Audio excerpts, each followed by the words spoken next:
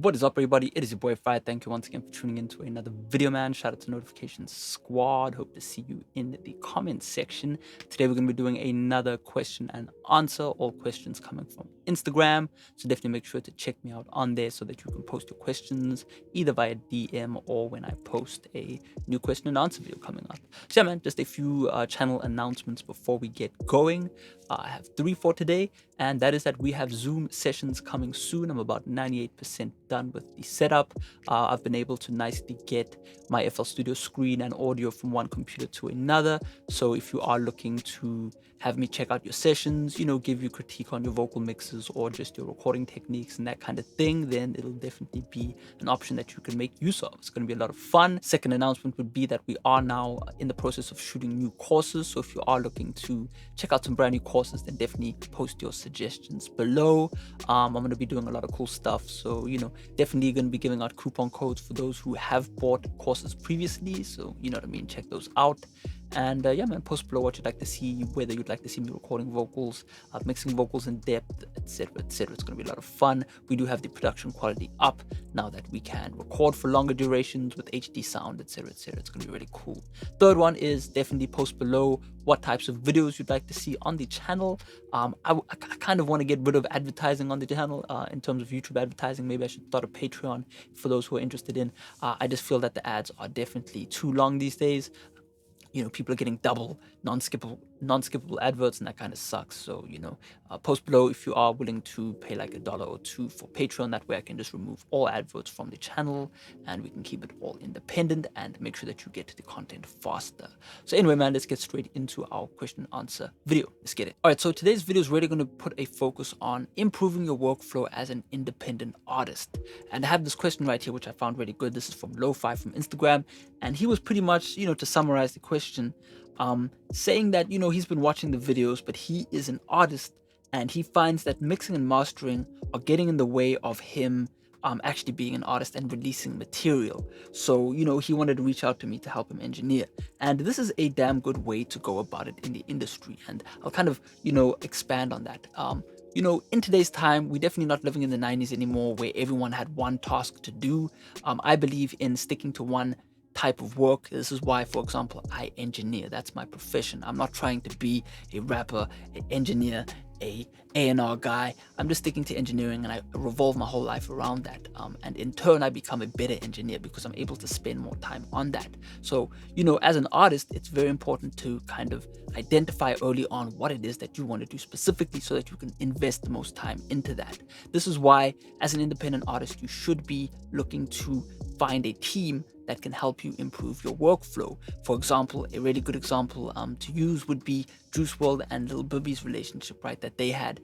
Lil Bibby was the business guy, and then Juice WRLD was allowed to solely focus on music, right? Obviously, Juice WRLD had this trust with Lil Bibby that, hey, you're going to deal with all the business stuff. I can focus on the music. No one's going to get screwed over, and we can do good business. This is how you should be looking to kind of jump into the industry. Find people that you can work with. If you are an independent artist, reach out to an engineer and then work with that engineer, because you are going to be able to focus solely on your artistry, right? Your raps, your rhymes, your singing, etc., etc. And then your engineer is going to be able to identify sonic issues and then enhance your song so that you can end up with a really nice result. It is so important to do this, and too few people are doing this in the industry. Since we have access to all these doors and all these plugins, oftentimes I see artists get too involved in too many things too quickly. I mean, we have access to our own recording, we have access to our own mixing and mastering, our own distribution. It can become a bit much for the average person. There are obviously going to be people that are able to do everything together, but for the most part, it's not going to work for everyone. I mean, I used to try and rap, and it just became way too stressful to have to deal with every single part of the process. It takes too long. So my advice for all you independent artists out there, as I said, is to definitely learn how to record, because it is expensive to record at studios. But if you are living in a city like LA, for example, reach out to some engineers, have them record you. And, if you have good music, people are going to invest in the early stages, their time.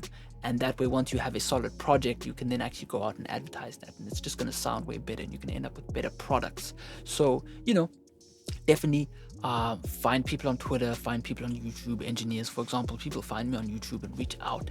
And for example, someone sent me a track about a week ago, and I had some advice for them in regards to the vocals and the timing and the melodies. And they went and actually fixed that, and they sent the song back. And I was like, this sounds great. We can actually mix this.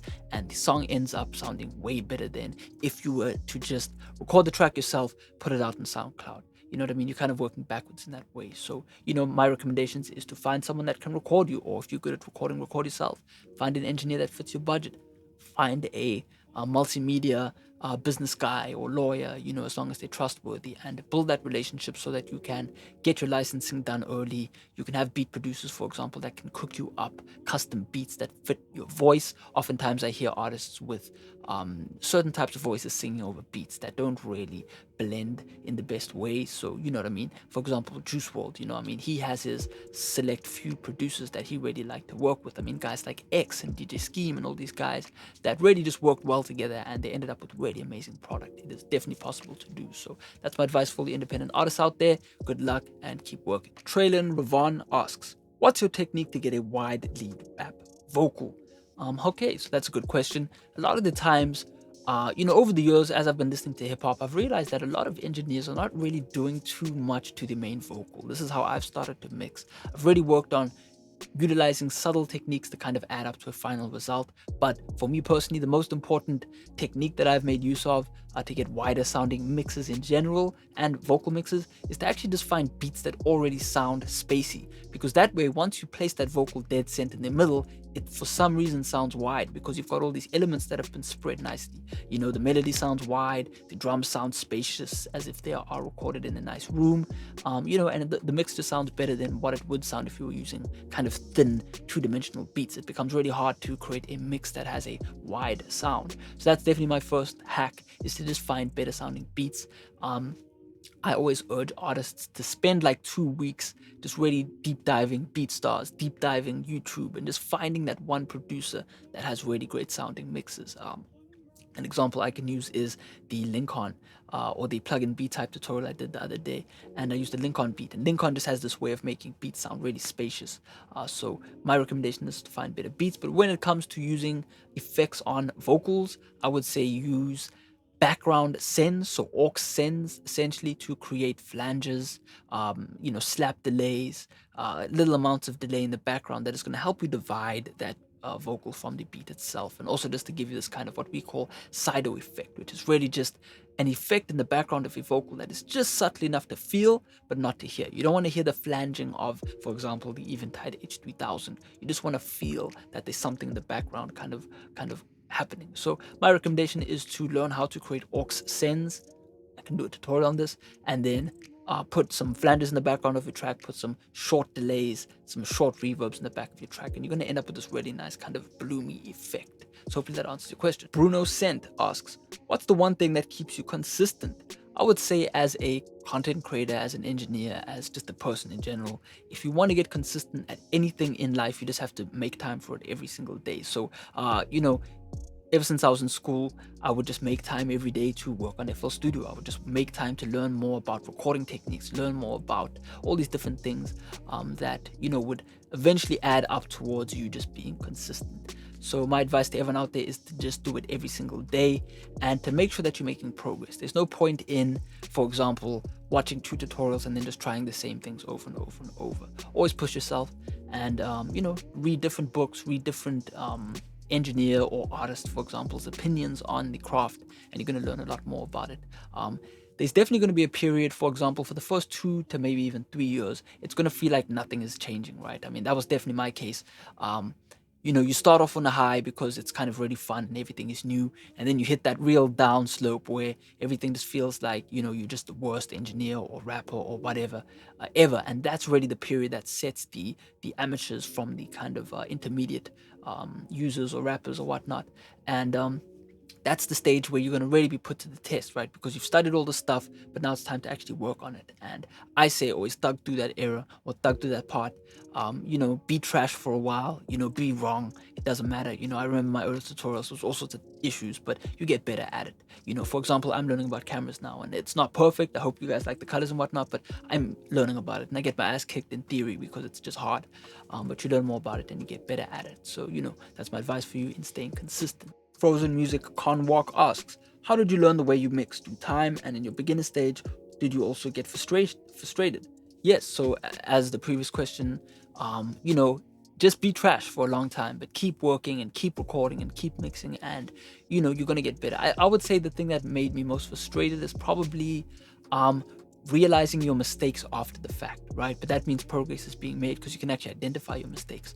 I remember playing one of the best mixes I thought I'd done on like a big sound system, and like the vocal was just vanishing in the track, and it just sounded so bad, and it's really embarrassing because you kind of showed your friends that you're an engineer, and things just don't sound as good as you thought they would. That was probably the most frustrating thing for me, was just having to go out into the real world and listen to my tracks and have them really sound terrible on car systems, on cell phones, on whatever else, on headphones. But eventually, as you get better and work on your monitoring and work on your gain staging and work on all these different techniques, you're going to end up with a much better sound. I mean, I'm just always happy when things sound good on a cell phone or sound good on, I listened to some Apple earbuds last night and I was like, damn, the mix sounds good. You know what I mean? That really makes me happy. But that's 4 or 5 years into mixing. So, don't feel bad about not being good in the first year. I know YouTubers will make it seem like everything can happen in an instant, for example, how to get the sound. But really, my videos, for example, are just an introduction to it. And I want you to really get into the theory behind it, understand what an EQ does, So that's my advice for you. And that was definitely what made me frustrated. So hopefully that answers your question. Joe Vanez asks, any tutorial on the H3000? Okay, so I would say for anyone that wants to see any hardware tutorials, post below. If we've got enough responses, then I will consider it. I've got so much cool gear that we can mess around with. SSL bus compressor, I know some people have been asking about that. Compressing that against the waves, for example, we can do stuff like that. Going to be lots of fun. H3000 we can do. It's definitely an interesting piece of gear. I'm using it a bit less these days, just simply because of just time constraints and whatnot, but it's still a really nice piece of gear, and I'm definitely not going to get rid of it ever. I just hope it never dies either, because these are starting to get quite hard to come by. I got mine for really cheap, so yeah, we can do a tutorial on that, and do tutorials on other hardware as well. So post below if you'd like to see that. Produced by Trips, shout out to Trips, asks, how do I set up studio monitors in a square room? Okay, so studio monitors or setting up a studio in a square room has always been a big no in the audio industry, but there are ways to get a better result. And the first technique I can think of when it comes to acoustics is what we call the 38% rule. And that's basically to measure, obviously you're in a square, so both, the length and the breadth are both the same. But what you want to do is find the side of the wall that you work towards, right? So pretend that this is the wall. You want to basically measure 38% into the room and then place your speakers there and then sit away from that. You want to create an equilateral triangle from that 38% point. That is what we call the 38% rule.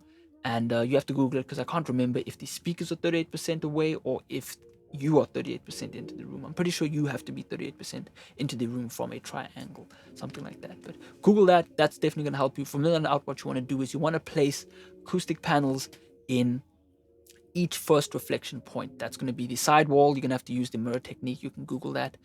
Basically to find where you're going to put panels. You want to put some panels on the roof as well. And you can also put a carpet on the floor just to help you kind of deaden up the movement of the room. It's definitely not going to be perfect, but if you have the right size speakers, I definitely don't recommend people to get HS8s or anything massive into a small room. HS5s are great for mixing in a small room, and you can just mix lower. That way the room is not going to be shaking too much. So hopefully that makes sense. Check that out. It Really Ain't Shin asks, can you explain compression in the easiest way possible and how it's done? Okay, well, first off, when it comes to any effect, whatever effect you're going to be using, an equalizer, compressor, you have to have intent. We don't just pull up compressors because somebody on YouTube said you have to use a compressor on a vocal. Stop thinking like that. The way that you use any piece of gear is you need to use it with intent. For example, I'm using a compressor on the vocal right now, and the reason I'm using it is because I want to make sure that the voiceover sounds consistent. So as you can see, I had intent in that. I also want to make sure that my vocal sounds a bit warmer, because I know for a fact that that 1176 right there has a nice sound to it. So there were two things that I could gain from using a compressor. A would be consistency, B would be tone. I can add some juice, some analog flavor onto my vocal. So when it comes to compression, what we're generally going to use a compressor for is clamping down the vocal or clamping down a mix so that we can get a more consistent sound. Speakers don't generally take well to jumps in sound, especially for pop music. Pop music always sounds quite balanced and leveled, so we use compressors for that. We use a compressor to make sure that the loudest elements of a mix or of a vocal, for example, sound consistent with the kind of average pieces of a vocal. You know what I mean? We don't want the vocal to kind of go da da da da, you know what I mean? We want it to kind of be consistent all the way through. So that's generally what I use a compressor for. You can compress before an equalizer or after an equalizer, it's up to you. I would recommend you Google that. But when it comes to compression, don't overthink it. Use it for utility purposes and use it just to balance your mix, really. For example, on the master bus, I'm going to be generally compressing with my SSL bus compressor and then the Day Kings. It's so hard to but the Day Kings, and I use them all just to really trim away 1 to 2 dB of the kick drums so that I can get a more kind of balanced and gooey sounding mix. Over time, you will learn which compressors sound better than others, but keep it simple always, and you'll always end up with better results. So hopefully that answers your question. Darlex Cartel Music asks, why do my melodies feel robotic and not modern? Well, yes, there you go. This brings it back to that stage in your career where everything is stagnant and nothing sounds good. I also used to go through this. I remember the first few, we had like a whole team of like producers and rappers back in the day, and everyone's music, I remember some girls were telling us that our music sounded like video game music, like it was just so bad, you know what I mean? But to us, it was like the best thing ever. But there's gonna come a point where you're gonna be like, damn, my stuff just doesn't sound good. And really, that's just you not applying your ear, right? So the best advice is to spend more time listening to music and actually listen to why guys like Juice WRLD sounded so melodic, why guys like Uzi sound so melodic. And when you learn to really listen to your favorite artists, you're going to learn that they do certain things in certain ways that make them sound that way. And all you need to do is learn how to do that, right? And that can only come with practice. So what I would recommend you do is spend, if you're making beats, for example, spend more time making different types of beats, right? Maybe even try and remake beats or remake songs, do cover songs, so that you can learn how to sound like your favorite artists, but then apply those things in your own right. That's what I do generally, right? When we do these vocal effect videos. And, you know, that's the best advice I have, really.